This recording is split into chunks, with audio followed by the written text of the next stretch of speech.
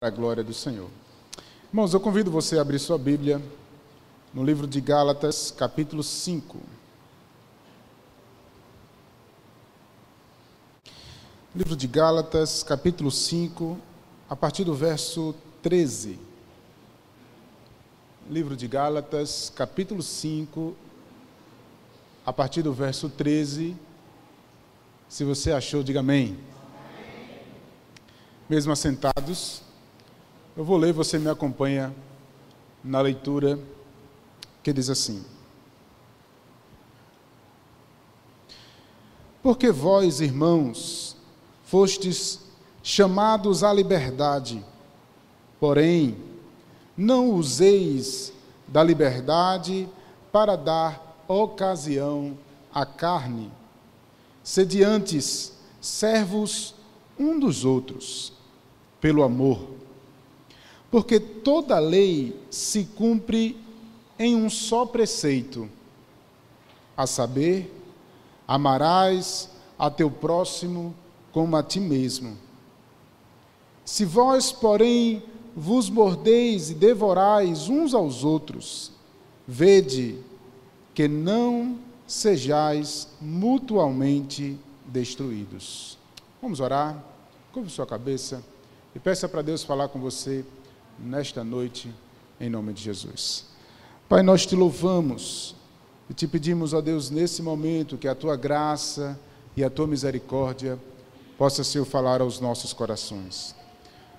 Rogamos a ti, Senhor, que o teu Espírito Santo possa, nesse momento, nos iluminar, de maneira, Senhor, que possamos compreender a tua palavra.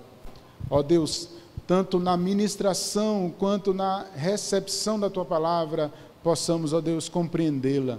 E teu nome, Senhor, seja exaltado em nossas vidas para a glória do Senhor. Amém. Você pode dizer amém? Amém.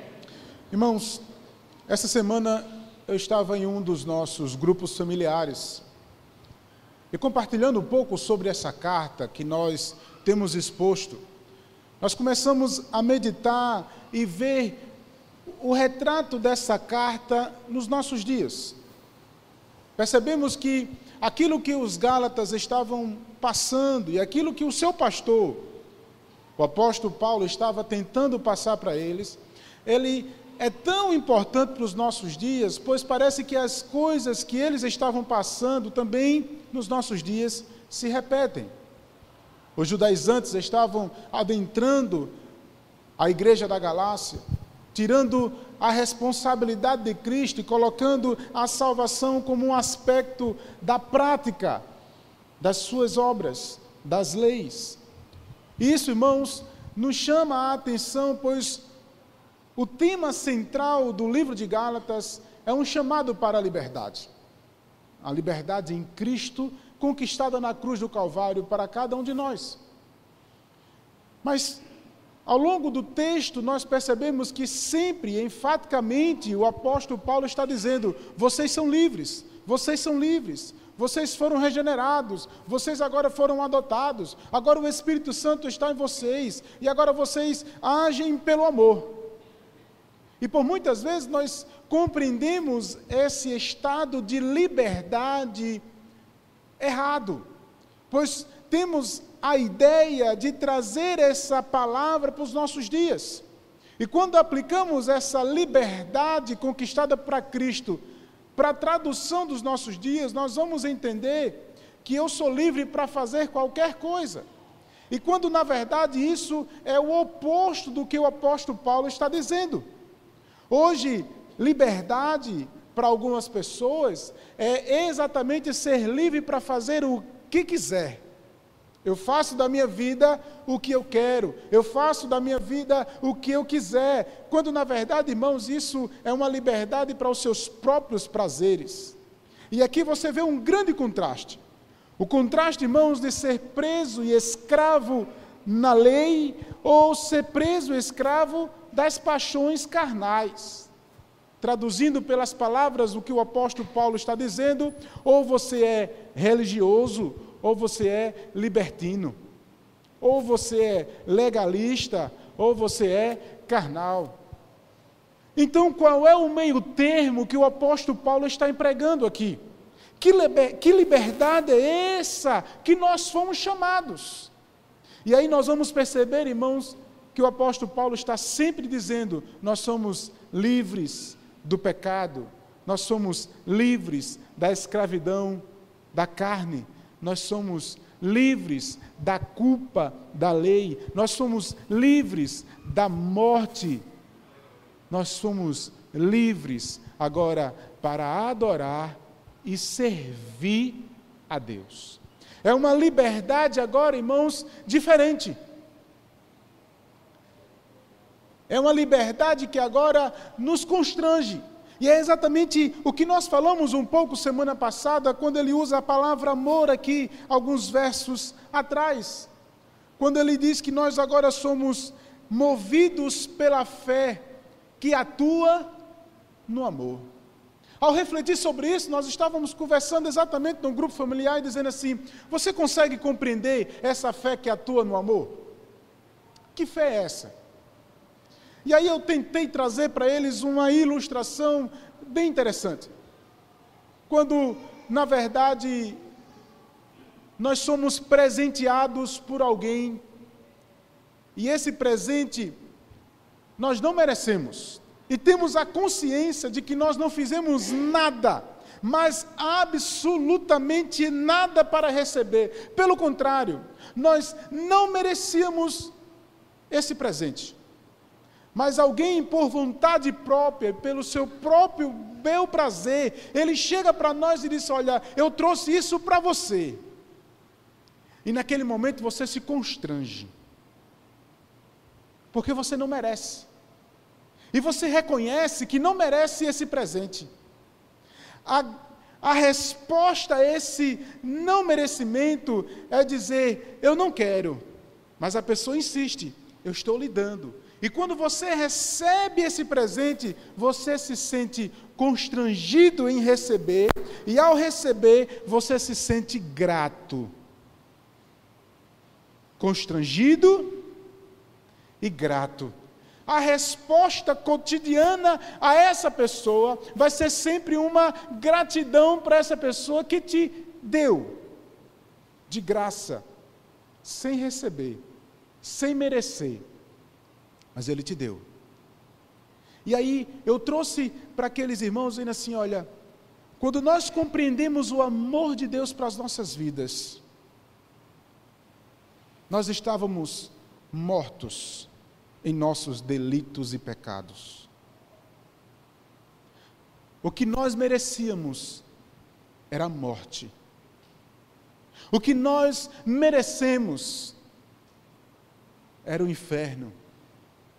Porque nós somos pecadores, e como o salário do pecado é a morte, nós merecemos a condenação. Mas aprove a Deus, num ato soberano e numa ação de escolha, Ele decidiu dar.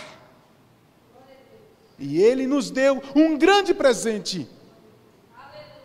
Ele pagou as nossas dívidas. Ele nos deu vida. E quando nós reconhecemos, irmãos, que não merecemos isso, nós ficamos constrangidos. Eu não mereço. E aí nós nos constrangemos, irmãos, porque somos pecadores.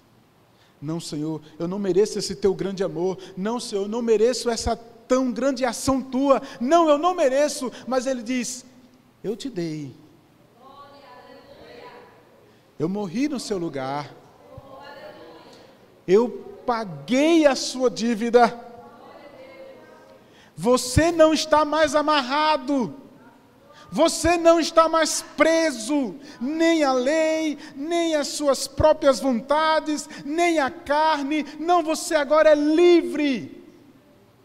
Eu te libertei para a vida. E aí, irmãos, a nossa resposta a esse constrangimento, e é essa pessoa, é de gratidão e serviço. E agora eu começo a olhar para esse Deus Todo-Poderoso com um aspecto de gratidão, porque eu não merecia, agora eu sou grato a Ele, e porque eu sou grato a Ele, eu vou servir E é exatamente isso que o apóstolo Paulo está dizendo.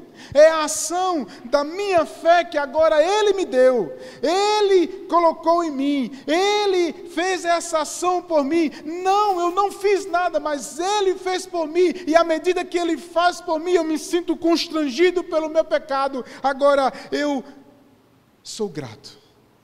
E agora a fé colocada em mim é atuada pelo amor que serve.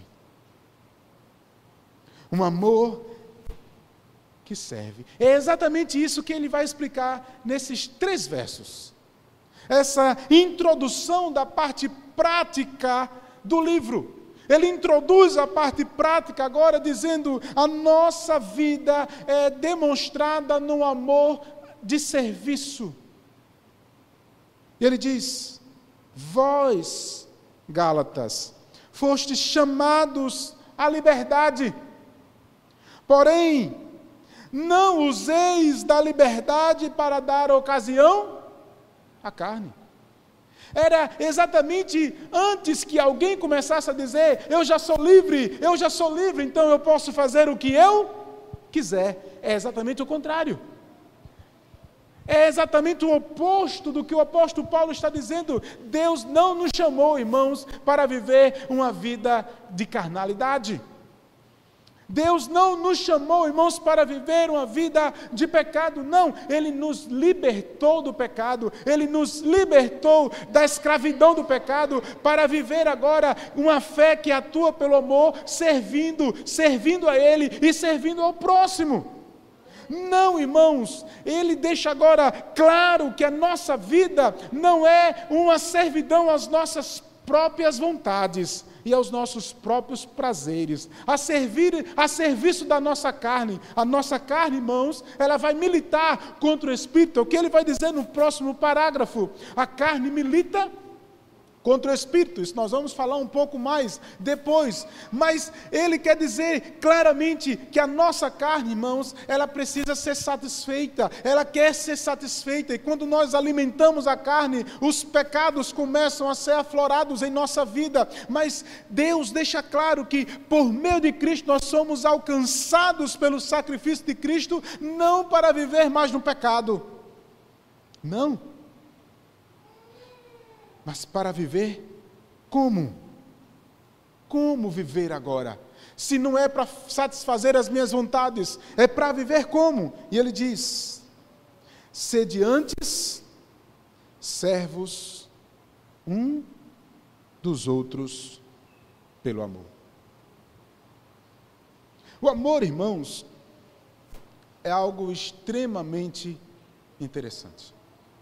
Quando nós compreendemos o sacrifício de Cristo, a nossa resposta a Deus é movida em um amor prático. E é interessante, como eu falei também semana passada, quando nós amamos, irmãos, nós não oferecemos o pior. Nós vamos sempre sim oferecer o melhor. A resposta do meu amor para o meu amado ou para a minha amada é exatamente o maior. Quando eu falo num relacionamento de homem com mulher, o meu relacionamento sempre vai ser: eu amo, vou dar o melhor. Imagina agora para o Deus que pagou a minha dívida, que quitou todas as minhas dívidas, que me libertou do pecado. Agora a minha resposta para Deus é amá-lo de todas as coisas, amá-lo sobre todas as minhas coisas. Ele vai ocupar o primeiro lugar na minha vida, e esse amor a Ele se reflete em um amor ao próximo. E ele completa esse pensamento quando ele diz: olha, amarás o teu próximo como a ti mesmo. Ele repete, irmãos, a lei. E aqui entra um contraste que parece, irmãos, que a lei, quando ele fala, parece que ficou esquecida. Não, ele vai dizer agora, essa lei agora vivenciada pelo próprio Cristo, Ele é o nosso modelo, Ele é aquele a quem nós devemos seguir. E como Ele amou a Deus e amou de serviço, dando a sua própria vida ao próximo, assim como Ele fez, também devemos fazer. E é interessante, irmãos, por exemplo, pensar quando os discípulos estavam conversando com Cristo e os fariseus interrogam ao Senhor Jesus e começam a dizê-lo, quem era o meu próximo? Quando Cristo diz, amarás o Senhor teu Deus sobre todas as coisas e o teu próximo como a ti mesmo. Quando você observa o decálogo, os 10 mandamentos, você vai perceber esses 2 mandamentos e a prática do restante. O que ele vai dizer? Não furtarás, não adulterarás, não jurarás contra o teu irmão. Tudo isso, irmãos, é uma prática do amor. Se eu amo meu irmão, eu não vou falar dele. Eu não vou usurpar o que é dele. Eu não vou tentar roubar o que é dele. Porque eu amo ele. À medida do que eu amo ele, amando ao meu Deus, eu vou cumprir aquilo que foi colocado como lei. Agora, sendo exemplificado pelo próprio Cristo, isso em prática. Dessa forma, irmãos, nós entramos agora na lei, de uma lei agora diferenciada, é uma lei prática, é uma lei que não mais condena, mas uma lei agora que nos chama a atenção para vivê-la de maneira coerente, correta e exemplificada pelo Mestre, Cristo Jesus. Amarás o teu próximo como a ti mesmo. E Cristo, ele é questionado para saber quem é o próximo. Quem é o próximo? E aí Cristo usa uma parábola. Ele começa a usar uma parábola e dizendo assim, olha, eu quero contar uma história para vocês. Certo judeu foi assaltado à beira do caminho. E de repente o sacerdote passa e vê de largo, pois ele está quase morto, e não toca nem nele. Passa direto.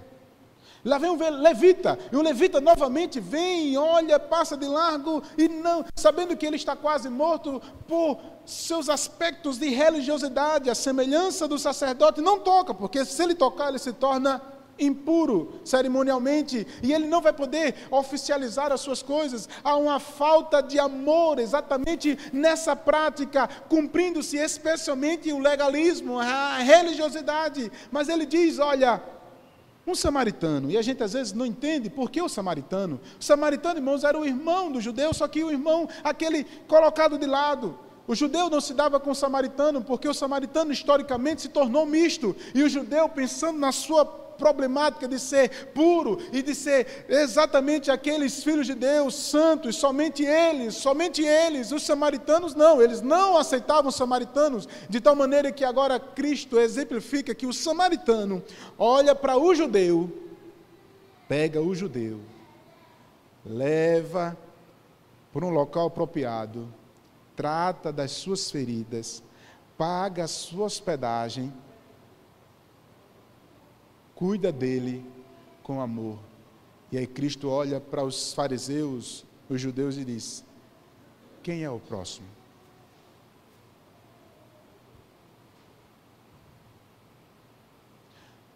A resposta da nossa liberdade conquistada na cruz, irmãos, é uma resposta amorosa a Deus, de maneira que serve aos próximos, principalmente aos de nós, aos da casa. Aí ele chama a atenção dos Gálatas. Gálatas, prestem atenção numa coisa. Se vocês conhecem isso, por que vocês estão vivendo o contrário disso? Se vocês começam a dar ouvidos agora a essa concepção que não deve ser vivida por vocês, olha como é que vocês estão vivendo. E ele diz, se vocês estão vivendo, porém, não vos mordeis, nem vos devorais uns aos outros. Olha o termo que o apóstolo Paulo usa, irmãos. Vocês estão como animais. Animais, irmãos, que estão se engalfiando. Animais, irmãos, que estão se devorando. Animais, irmãos, que estão se matando uns aos outros. Está exatamente faltando no meio de vocês a prática do amor. Vocês estão mutuamente se destruindo. Porque vocês estão vivendo para suas próprias vontades. Vocês estão olhando agora para dizer quem é melhor, quem é maior, e eu faço mais. essas práticas religiosas, irmãos, vividas muitas vezes por nós, ainda hoje, dentro das igrejas, nos fazem olhar uns para os outros, não como irmãos em Cristo, mas como um maior e o outro menor. E você vê claramente, irmãos, claramente essa distinção, onde as pessoas começam, irmãos, a olhar de cima para baixo, a julgar o irmão pelo que ele faz ou pelo que ele não faz, a julgar o irmão porque ele dá ou pelo que ele não dá, a julgar o irmão porque ele tem ou porque ele não tem, a fazer, e eu leio mais a Bíblia do que você, eu oro mais do que você, eu faço mais do que você, eu evangelizo mais do que você, e isso, irmãos, como se fosse a garantia, o aspecto de que você vai ser salvo. Não são suas práticas que garantem a sua salvação foi conquistada na cruz do Calvário. Agora, a minha resposta a Deus em amor é que agora eu vou servi-lo e amando, cuidando, praticando e observando o Mestre. O que é que tem a ver isso comigo, pastor? Que tudo essa história tem a ver com a minha vida hoje. Sabe o que é que tem a ver? Porque nos nossos dias, nós estamos sendo influenciados por muitos judaizantes. Tanto na mídia, quanto dentro das igrejas. Proclamando uma heresia. Dizendo que as nossas práticas valem mais do que o que Cristo fez na cruz do Calvário. De maneira, irmãos, que nós precisamos entender, não existe ninguém que viveu nessa face da terra que fez o que Cristo fez, que conquistou o que Cristo conquistou e que é exemplo para as nossas vidas. Não. Ele é o Deus soberano. Precisamos, em segundo lugar, entender essa liberdade. Há uma desassociação, uma dicotomia aqui vivenciada por muitos dentro da igreja. Ou eu vou tentar viver a minha vida cristã tentando barganhar com Deus. Como é que eu vou fazer isso? Tentando comprar Deus, não faltando os cultos, vivendo religioso, dando os meus dízimos, mostrando o que eu quero fazer, sendo uma pessoa estritamente religiosa, ou por outro lado, Cristo já conquistou, agora eu posso viver de qualquer forma. Esses dois lados, irmãos, estão sendo vividos dentro da igreja. Pessoas que estão querendo ser melhores do que os outros, porque se acham religiosos demais, nas suas práticas, nas suas vidas. Isso não como resposta em amor a Deus, mas como uma barganha para Deus, dizendo, eu faço, Senhor, e eu faço. Por outro lado, existe aquele, Deus já fez, não precisa fazer mais nada. Então eu vivo a minha vida como eu quiser. Deixa a vida me levar, vida leva eu. Então, no final, já está tudo certo. Não é essa a mensagem. Essa mensagem, irmãos, vivida por alguns dentro da igreja, tem feito irmãos, casamentos, amizades, vidas serem destruídas. O pecado tem inundado essas vidas, e não Deus.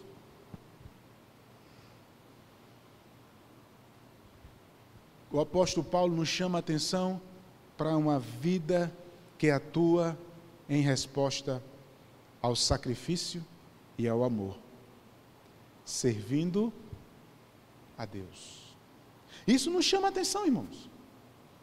Sabe por que nos chama a atenção? Porque a pergunta é para mim e para você, como eu, que fui conquistado por Cristo, comprado por Ele na cruz do Calvário, tenho vivido a minha vida. Será que eu tenho sido religioso? Será que eu tenho sido pecador? Licencioso? Ou será que eu tenho vivido a minha vida como resposta a Deus em amor? Tudo que eu faço, tudo que eu passo, é para a glória dele.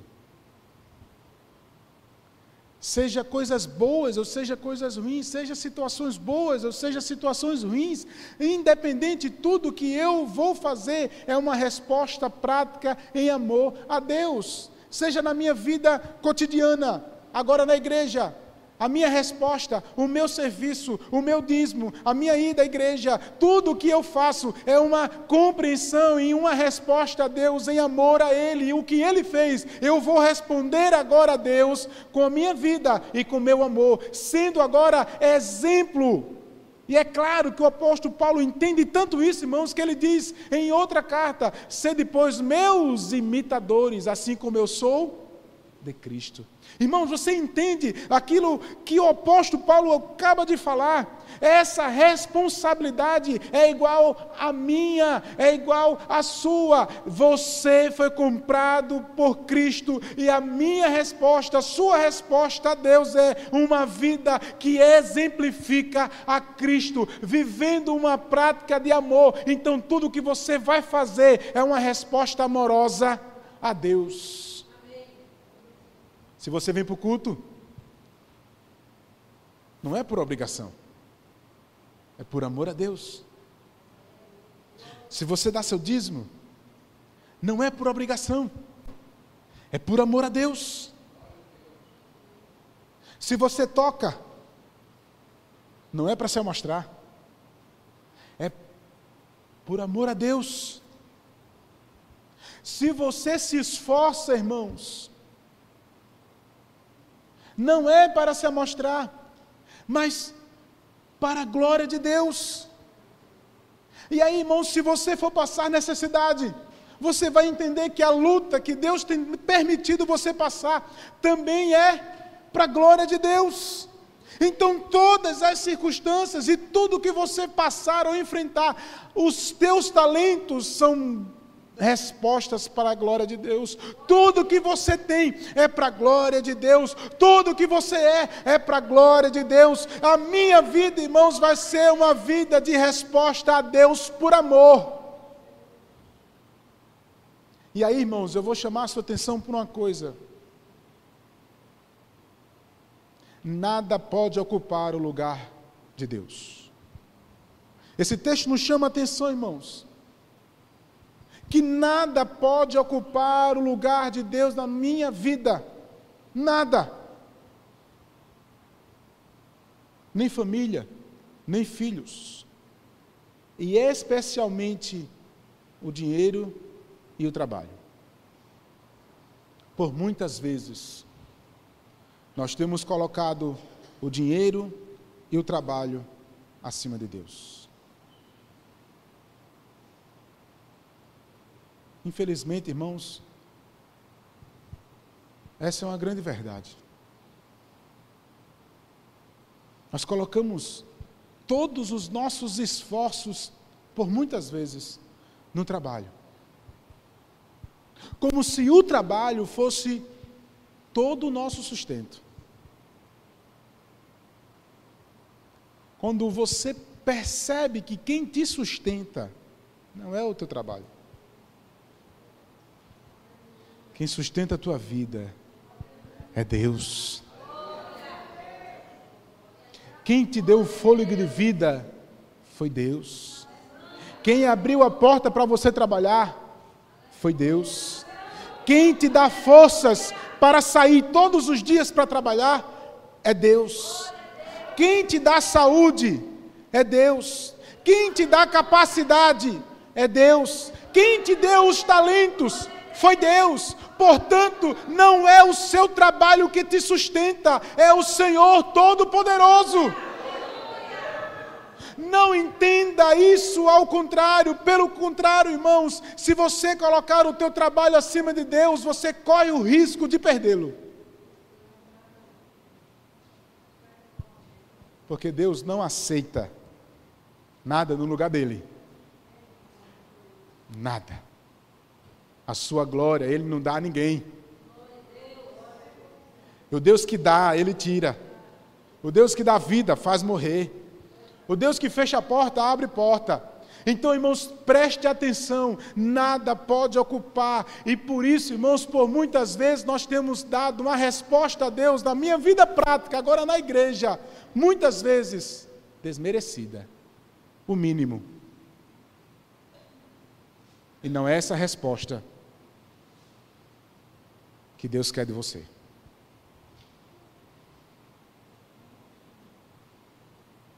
Deus quer com alegria. Deus quer com emoções. Deus quer com amor. Para isso, Ele nos chama a nos esforçarmos. Mas por último, irmãos, esse texto me chama a atenção para a vida na igreja.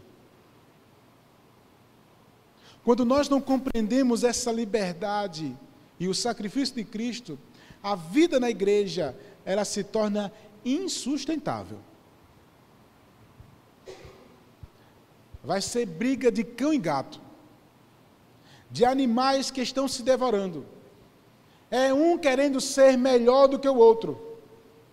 Não compreende a concepção de família, de que estamos aqui para ajudarmos mutuamente, para que juntos possamos fazer mais para Deus. Quando nós não compreendemos isso, tanto a minha vida religiosa, quanto a minha vida em pecado, vai me afastar de Deus, de maneira que a minha vida religiosa vai me fazer ser orgulhoso e prepotente diante dos irmãos, e dizer, olha, eu não quero, eu sou melhor, só servo o que eu faço, o meu é melhor. Se eu não estiver cantando, o louvor não presta. Se eu não estiver tocando, o louvor foi péssimo. Se não foi eu que limpe a igreja, ficou péssimo. Se não foi eu que faço a feijoada, eu não faço de jeito nenhum, mas se não for eu que faço, não vai prestar. Como os irmãos tudo estivesse em perfeição, como se você fosse perfeito. Isso causa, irmãos, uma ação desastrosa. E em vez da igreja ser uma igreja atrativa, atraente, chamativa, porque somos amorosos, não, nós expulsamos as pessoas. Aqui não cabe você, porque você é pecador. Não, essa pessoa aqui não dá aqui certo. Não, pastor, ó, aqui, ó, deixa ir embora. Sabe aquela festa que dá, glória a Deus, foi embora. Não, não é isso. A Bíblia diz, irmãos, que o amor perdoa multidão de pecados. O amor, irmãos, vai fazer a gente cuidar, tratar. O amor vai fazer com que a gente traga para perto. Aí aquele irmão que é briguento, quando se levantar contra você, você vai dizer, meu irmão, vem cá, paz do Senhor.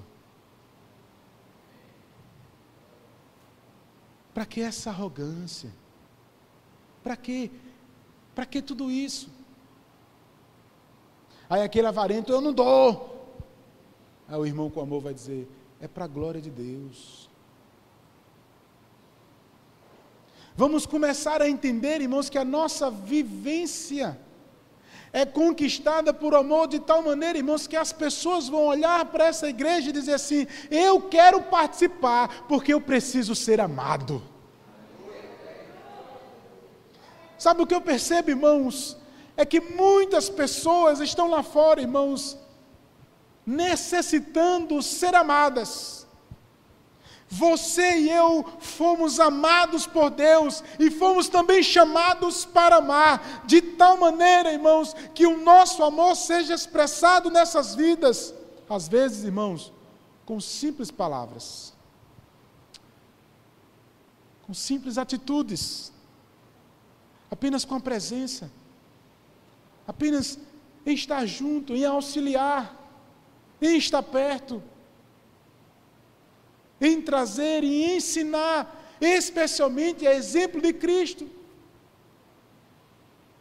Cristo, irmãos, ele não se afastava das pessoas, pelo contrário, ele estava sendo perseguido porque estava perto dos pecadores.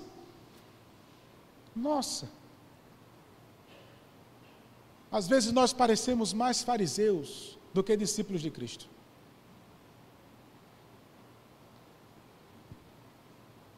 Deus não nos chamou, irmãos, para afastar as pessoas, nem para estar disputando uns com os outros. Não. Deus nos chamou para entender que somos pecadores. Deus nos chamou para entendermos que fomos alvos do amor de Deus. Deus nos chamou, irmãos, para dizer que nós somos livres da escravidão agora e libertos para adorá-lo. Deus nos chamou agora, irmãos, para dizer: vocês precisam viver esse amor conquistado na cruz, mas viver também intensamente na prática, amando. Seja aqueles mais fáceis, mas seja aqueles mais difíceis. Aquele irmãozinho que é difícil, aquele que falta, aquele que fala, aquele que é aborrecido, aquele que é intransigente. Chamar para perto e dizer: você é alvo do amor de Cristo. Deus não nos chamou para, como igreja, nos engalfiarmos. Não. Deus nos chamou para dizer: vamos ser reflexo do amor de Deus.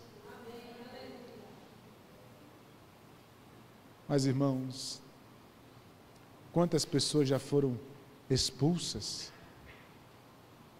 Quantas pessoas já foram alvos do ódio e não do amor?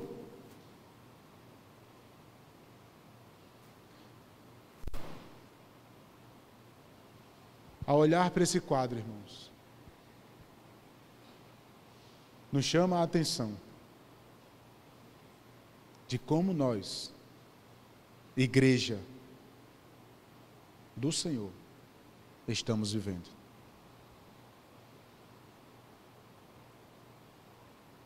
Como eu e você estamos servindo a Deus.